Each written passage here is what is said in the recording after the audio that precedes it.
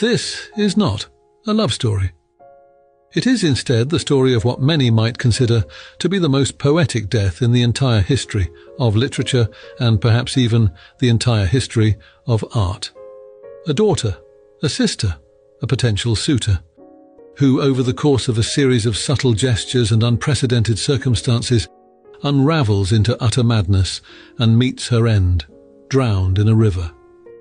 And while the story of Ophelia from Shakespeare's Hamlet has been played over and over and over again, through a performance on stage or off the tip of a paintbrush, it is only in Sir John Everett Millais' 1852 depiction that we get anything nearing the brilliance of Shakespeare himself.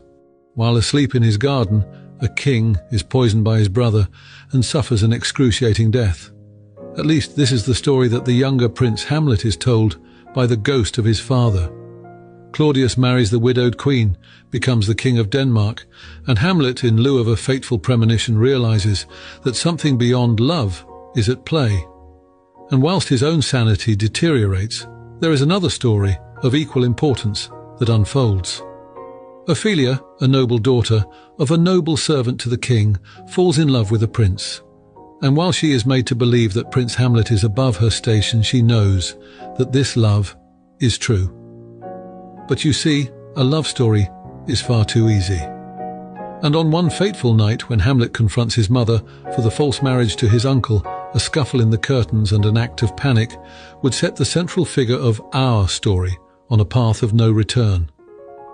With a thrust of his blade, Hamlet stabs the curtain and accidentally kills Ophelia's father, and metaphorically so too kills Ophelia, his own insanity, the very cause of her insanity, because she loved him. But she also loved her father, and is now torn between a matter of the heart and one of blood.